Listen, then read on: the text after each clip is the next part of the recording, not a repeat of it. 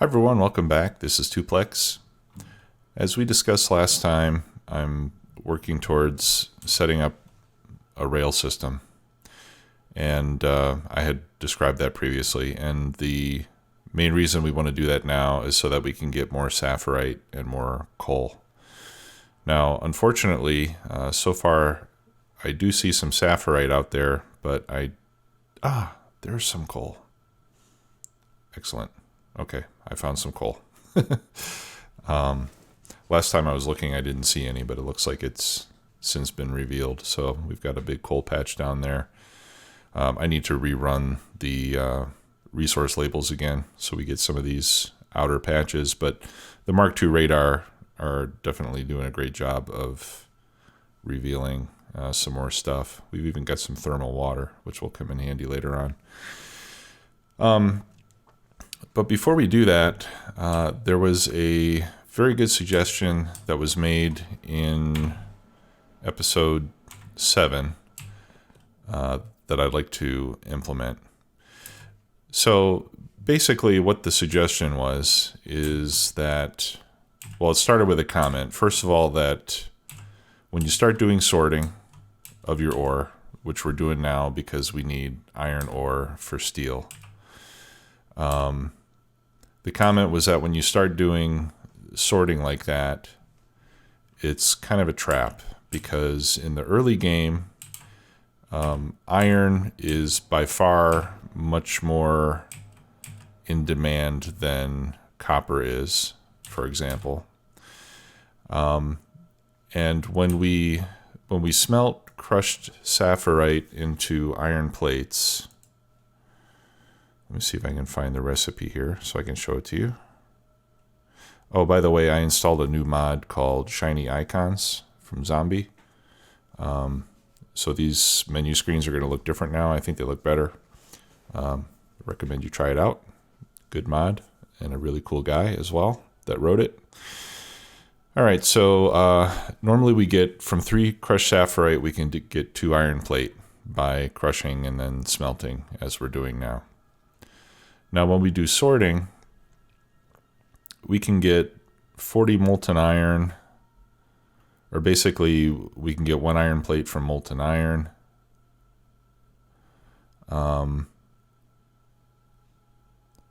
Sorry, 1 iron plate per 10 molten iron. We get 10 molten iron per iron ingot. And an iron ingot, where is it? Comes from 1 ore. Okay, so we get basically 2 ore, or we get basically 1 plate per ore when we're doing sorting. All right, now if we look at the sorting recipe, let me make a ore sorting facility here so we can take a look at that. Oh, I need to wait for a lot of gears. Let me just grab some off the belt. Anyway, what we're going to see is that when we're doing the ore sorting, we don't get as much iron per unit of sapphirite. All right, so here we're taking 4 crushed sapphirite, and we're only getting 2 iron ore from it. So instead of getting 2 plates from 3 sapphirite, we're getting only 2 plates from 4 sapphirite, or 4 crushed sapphirite. Now we are getting copper as well, but we don't need anywhere near the amount of copper that we're getting from this. Okay, and we're also getting slag. So the trap is that doing sorting in the early game, sorting sapphirite kind of makes your iron situation even worse than it already is, since the iron is in such high demand in the early game and we have barely any use for copper. In fact, let's see, what are we using copper for? Making these circuits and making those circuits. That's it. And we're using it a little bit for red science. Okay. So the suggestion was, trying to make a long story a little bit shorter, the suggestion is do your sorting on Stiritite instead. use your sapphirite exclusively for crushing and turning into iron plates. But for your steel and your copper, crush your Stiritite, because when you crush Stiritite, or when you sort Stiritite rather, you also get some iron. Now in this case you get 2 copper for 1 iron, but we don't need a lot of steel. So what we're going to do is I'm going to set up a sorting facility for Stiritite so that we can stop using sapphirite inefficiently to make steel. And instead, we'll devote all of the sapphirite to making iron. So this will be a better use of our ores at this point in the game, because sapphirite is really the resource that we are most constrained on. All right, I'm gonna do that. All right, so I hope that makes sense.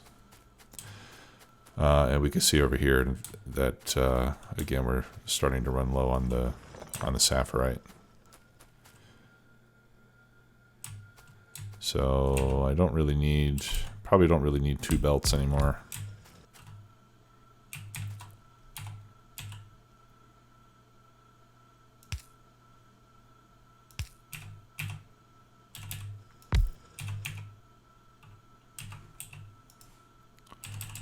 Let's run that down. I'll take that yellow belt. I'm not sure how that got put on there. No, this should be red. There we go.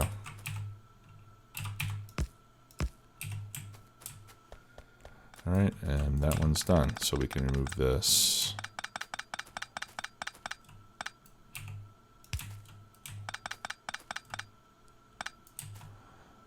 And actually we can remove that as well. So this should just do this.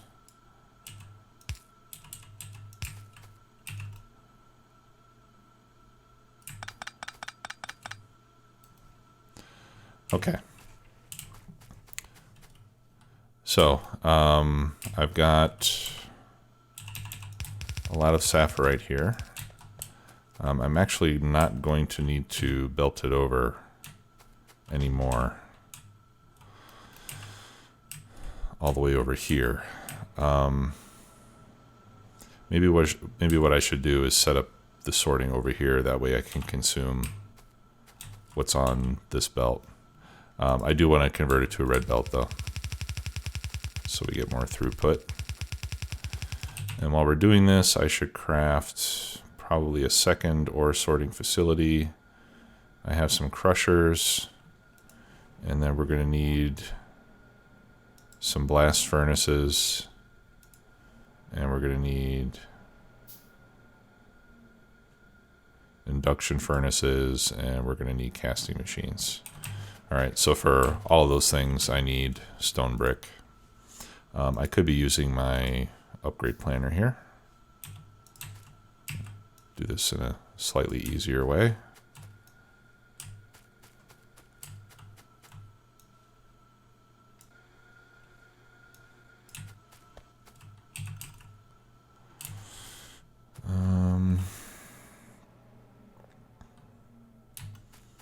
All right, and then we'll just cut it. Actually, we'll just cut it right there. Okay, and that's all red. So I'm just going to go ahead and grab all of this ore, and I'll just put it in a little buffer chest down there. All right, and I'm going to grab all of this. Okay, so let's go get some stone brick so I can finish crafting those ingredients that I need.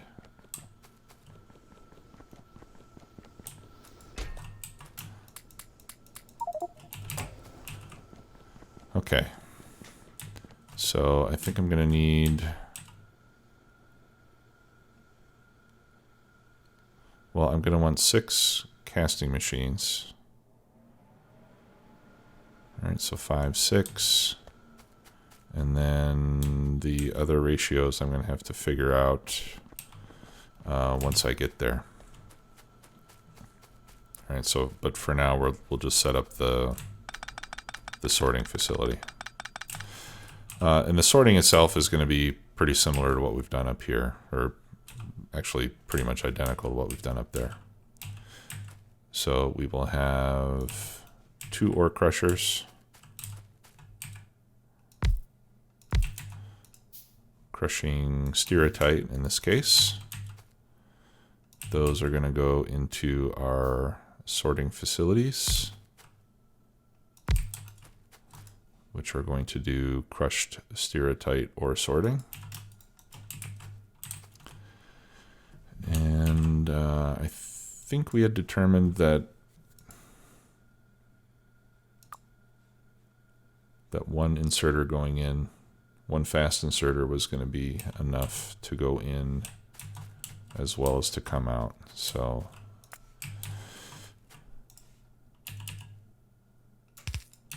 so there's those, and then there are those, and we'll put a silo to collect it. Oops.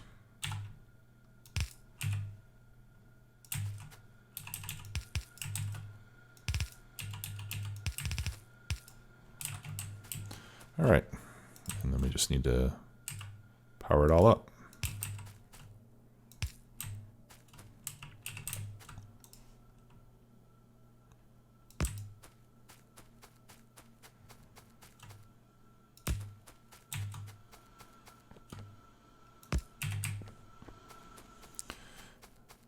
All right, and then we also need to get rid of the stone and send that to the proper location. So the stone, I think we can, let's see, 1, 2, right there. The stone will bring down here. So I'm going to need filter inserters. We'll have to move that pole.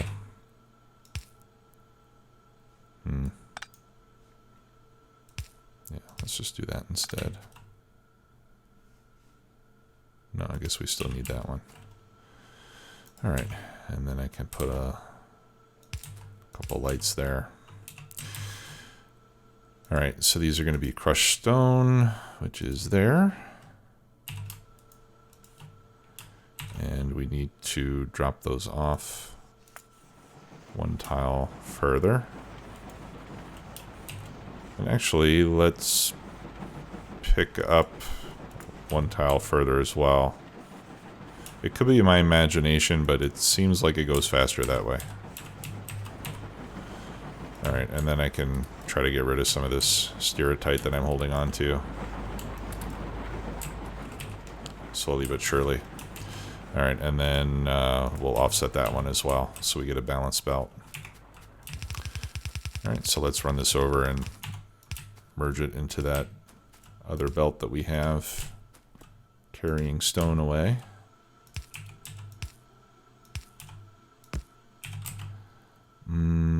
Is that going to be a problem? No, that'll be fine. Okay. Very good. And now we're getting iron ore again. And so the iron ore I am going to send up there to where the steel is. So we'll filter this. Then I have to reverse it to put the other stuff back in.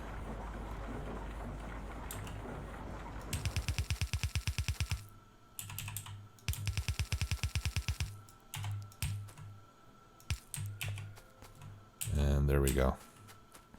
And then we can, oh no, wait a minute. No, I don't need that anymore. Never mind. Yeah, actually I don't need these crushers anymore.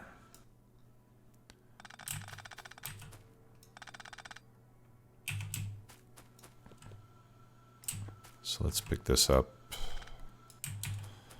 All right, so actually I just want the belt to come up here.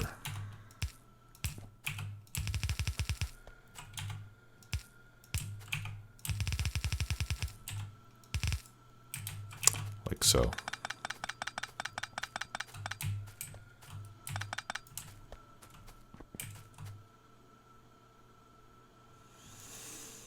Oh, I'm an idiot.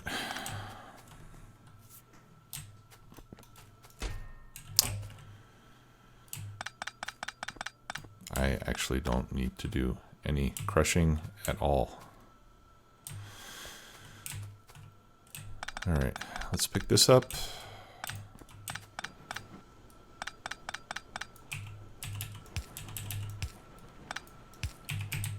There we go. All right, this doesn't need to go there either. All right, there's iron ore. All right, so here's what we'll do.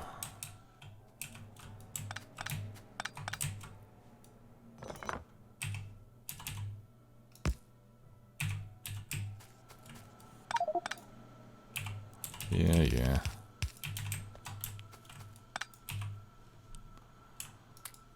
Get rid of some of this junk.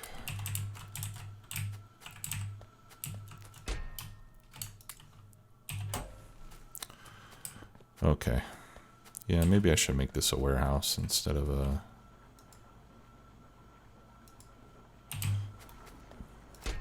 just a silo.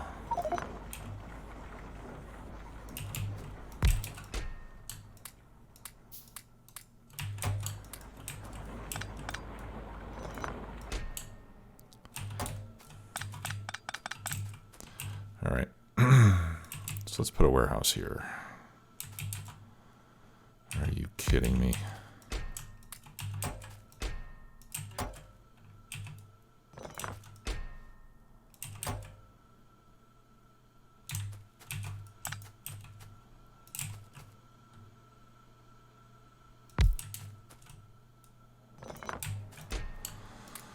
Okay, copper ore.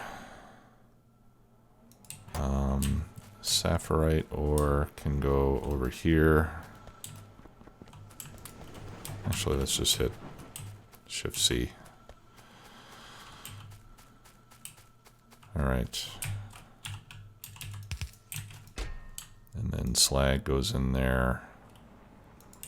Crushed stone goes over here on the belt. Okay. I think we are back in business.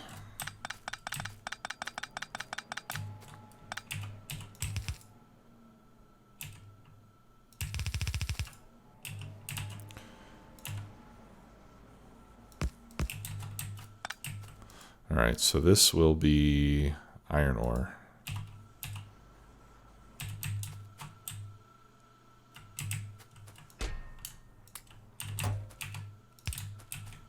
Right?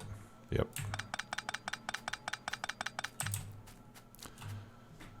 Okay, and this is only until we can get that warehouse emptied. Let's see. Yeah, in fact, I think I can do that with a couple trips. Let me just get rid of everything I've got, and I'm just going to I'm going to get that copper ore and put it down here. And then we'll just get rid of this warehouse up here and just have the belt go straight in.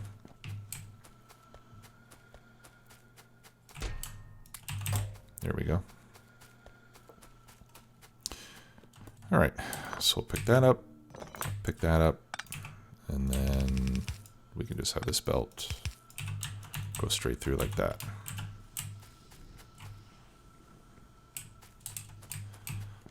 All right, so we are going to be making steel a little bit slower now, but we could always double up on this. In fact, why don't we do that? Let's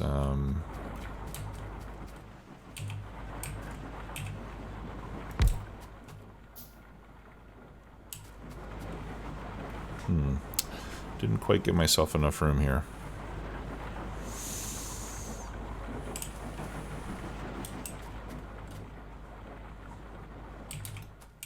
All right, well, we'll just move the belts. I only need one more space.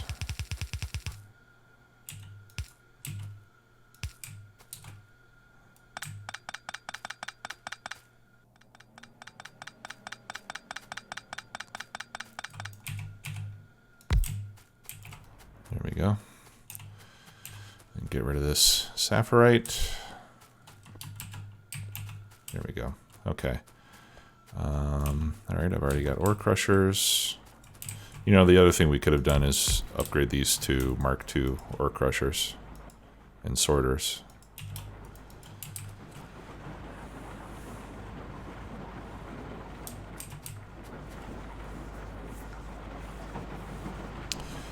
And I'm going to have to move these belts also.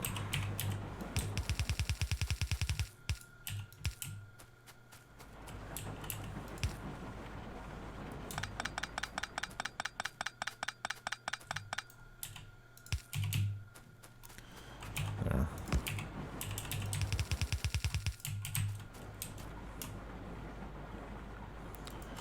All right, and then I'm just going to blueprint that part.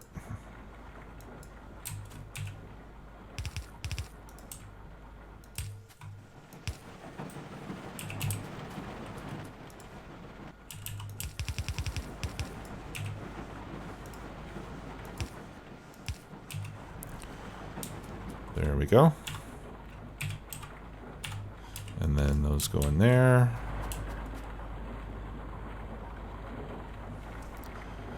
And then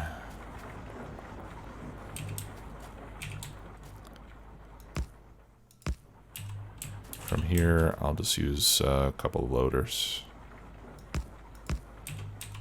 Those are going to go in. We'll just do it like that.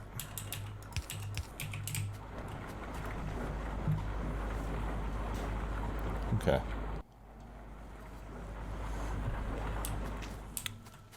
Now from here, we are going to bring out the copper ore. And then I'll come over this way to where we'll start doing copper smelting. All right, so first I need to get rid of the copper plate that I've already got here.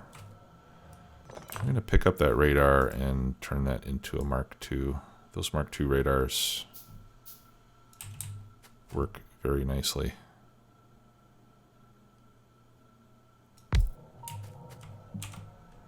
Right, they give a huge area of visibility.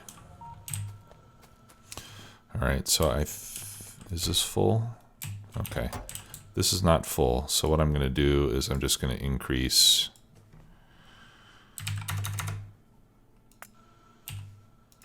the amount of copper that we can have in there. So I went from 12.8 to 16,000, and then I'll just decrease the steel to 8,000, let's say. Again, just to make sure it doesn't fill up. And that'll help drain out the copper that we've got left over here and stacked up in these furnaces. And we can help this along by grabbing some of that copper plate. We're still going to make copper plate over here, but we're just going to do it with a different method. And we need to pick all that stuff up.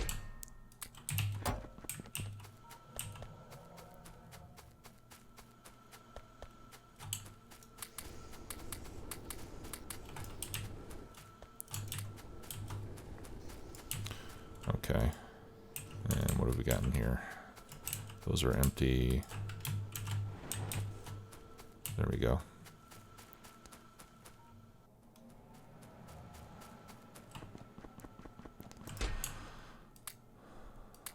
All right.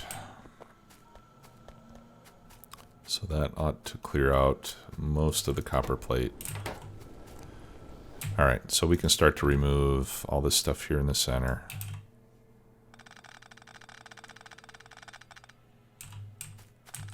I'm probably going to need to get rid of some more stuff. Well, maybe not.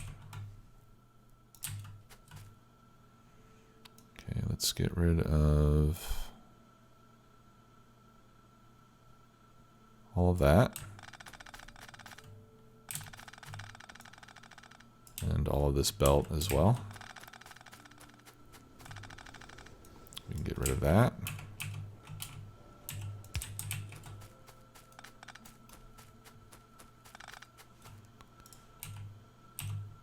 Okay, I'll just take it out up until there. And then we remove remove all of this as well.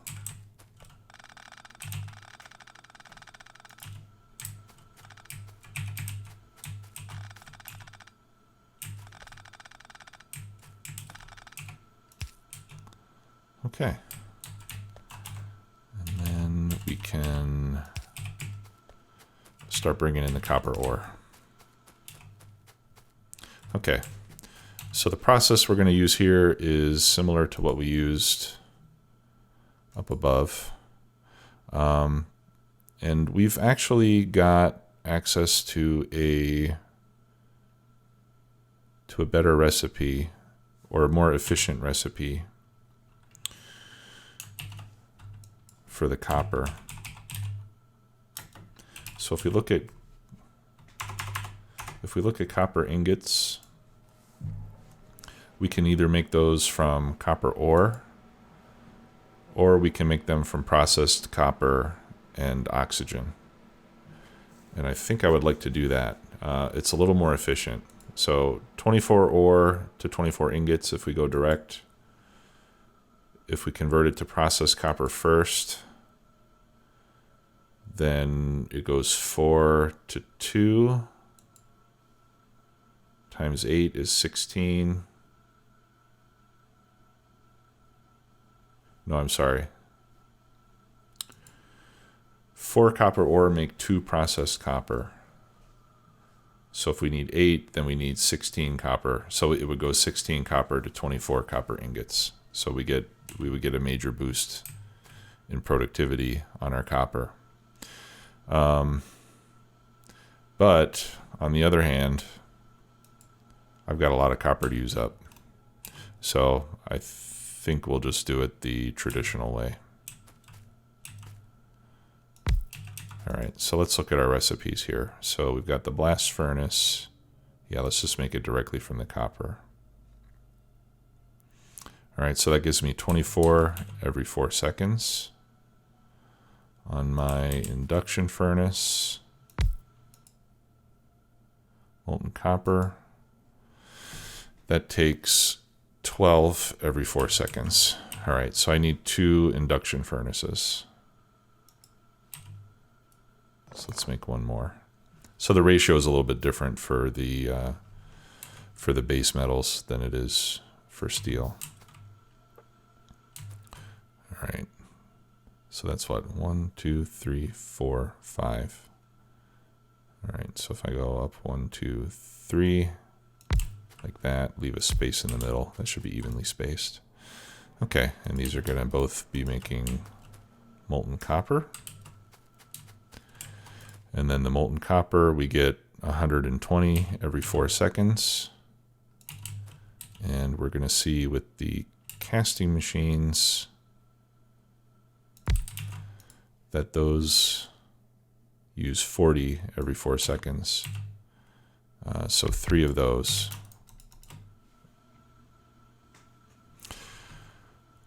All right, so 3 of these, and then we're going to have an output belt like this.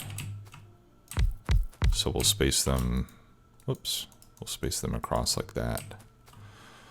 And then we have to feed the molten material with pipe as usual. Now in this case, on this side, I'm going to have to rotate these so that I get an input on the other side. And then the other thing that I like to do is connect both sides, just so that, you know, if one side gets backed up for some reason, the molten metal from the other side can be shared. It's probably not really necessary, but that's just how I like to do it. Okay, so let's check what we need in terms of inserters. Now in this case, 2 fast inserters ought to do the job. And on our outputs here, 1 yellow inserter, whoops, ought to do the job.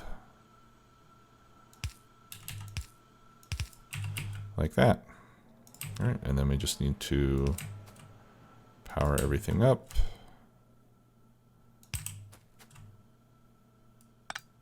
Let's do that.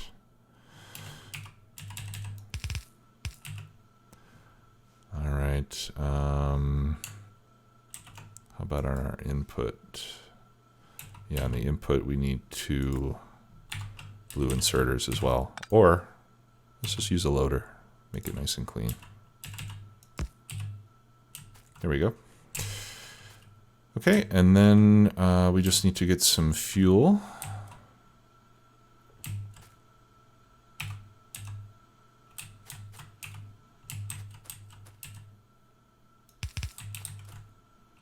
And electricity. I think we don't need that one anymore.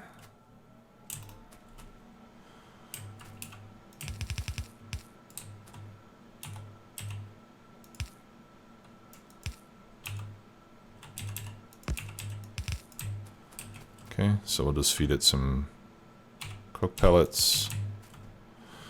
The yellow inserter ought to be sufficient. And then we'll start making copper plates using Angel's smelting technology.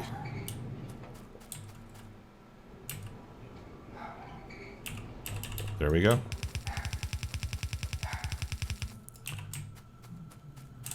And feed that through. Let me just get rid of these belts now.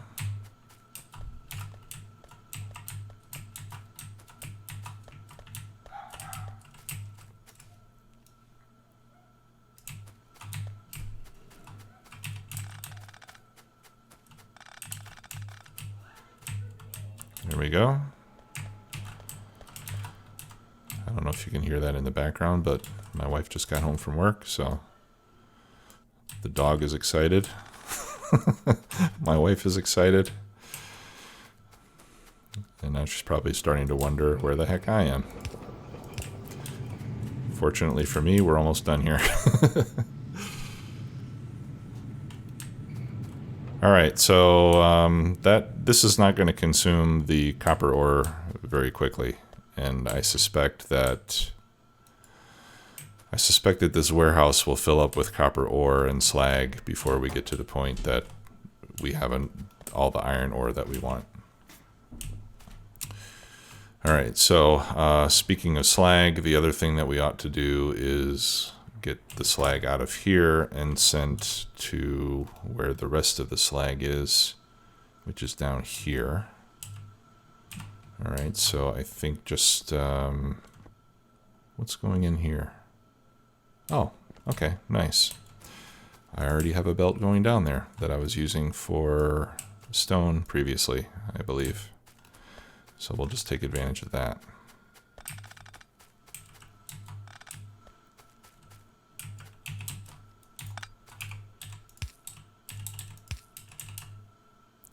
And actually, I'm going to leave another space just in case I decide to run another belt of copper at some point. All right, I didn't put the filter yet for slag. I think it was just taking slag by luck. But I have a friend that always said sometimes it's better to be lucky than good.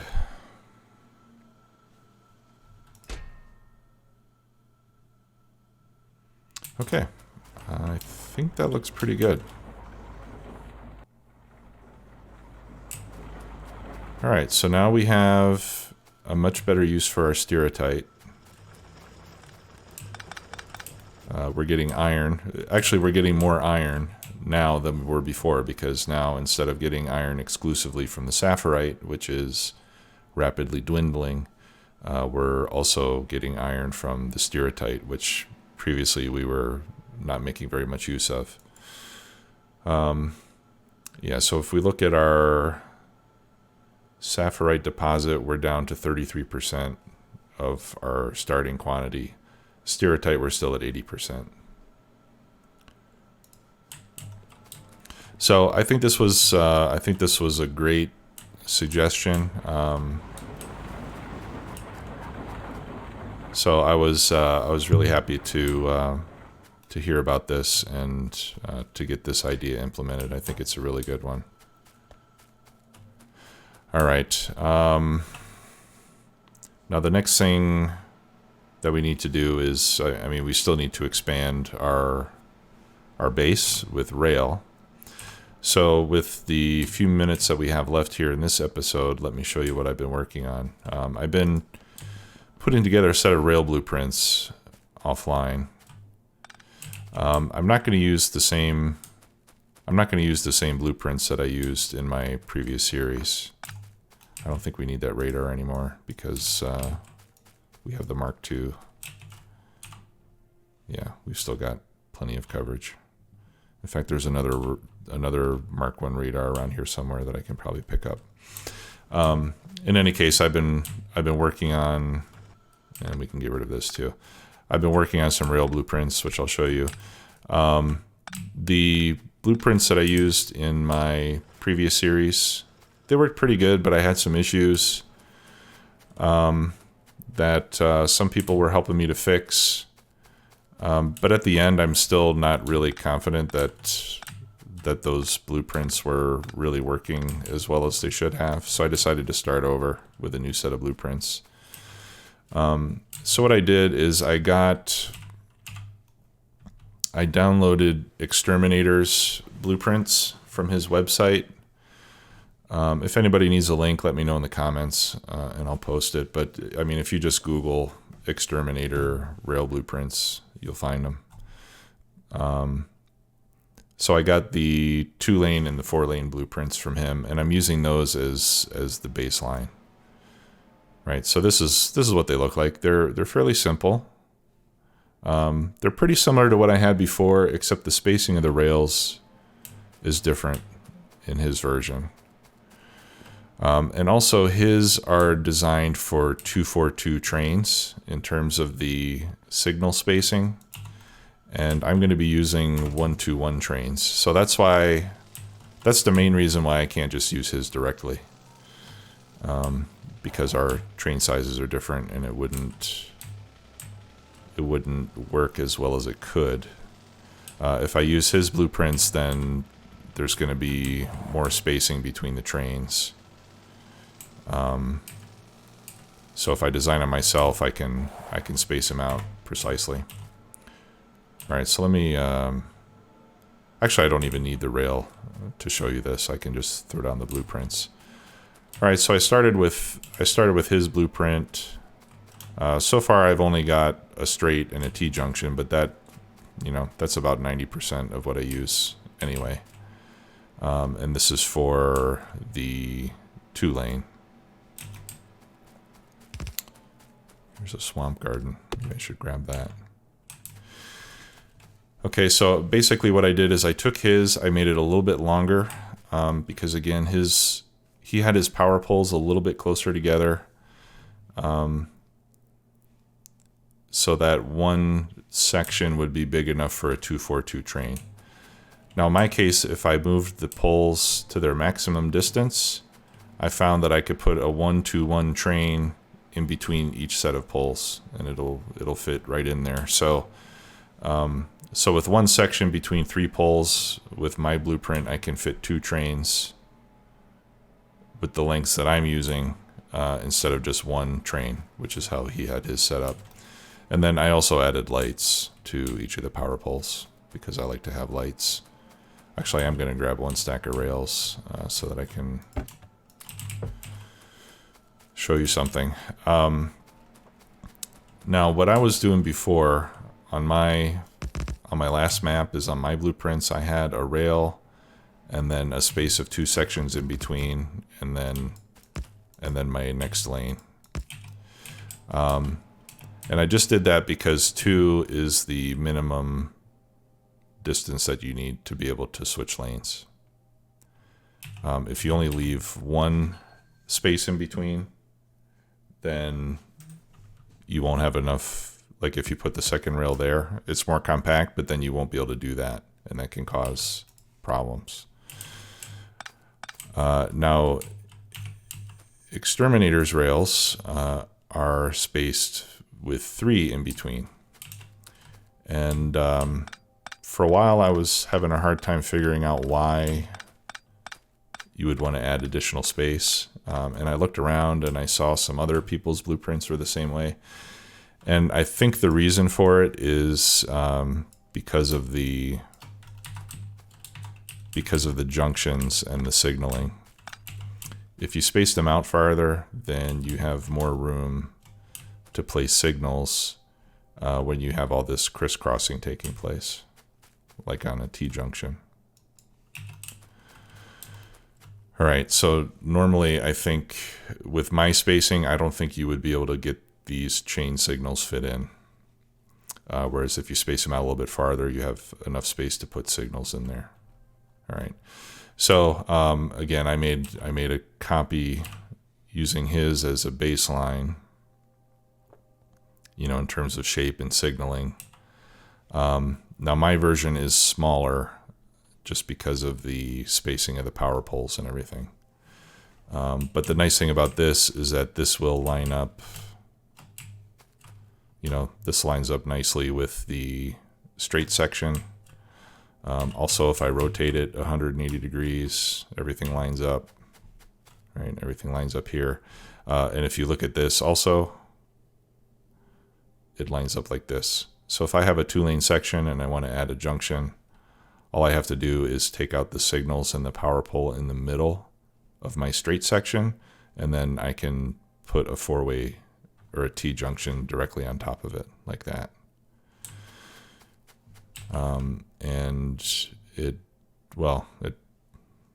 doesn't apply in the opposite direction, but at least in one direction you can do that. Okay, so yeah, so that's it on the rail. Now the other thing that I need to do the same thing now with the 4-lane sections, and I haven't done that yet. So I'm going to work on that after this episode, and then in the next episode we can start putting in our rail system. And I think we'll go for the coal first, since we bought ourselves a little bit more time on the sapphirite. And if we're going over here for coal, then I'm not sure what sapphirite we'll take. And then in terms of the layout, I think I'm going to do it. I think I'm going to make it a vertical ladder. You know, we talked about doing a ladder arrangement. I think I'm going to make the ladder run vertical, so the 4 lanes will go north to south. For the same reason that I decided to go for vertical bus, because I think I prefer to have my builds go horizontally. So if we have the main lines going north-south, the builds are going to be going perpendicular to that. So we'll just have to find a suitable starting location that won't run into too many of our ore patches. If the ore patches get inside the ladder, that's fine. We can just, you know, we can put mining outposts inside the ladder. But I don't want to have my rails like running through the middle of too many ore patches, because that would be kind of a waste. All right, well, that's going to do it for today. Thanks a lot for watching, everybody. Hope to see you again soon. Bye-bye.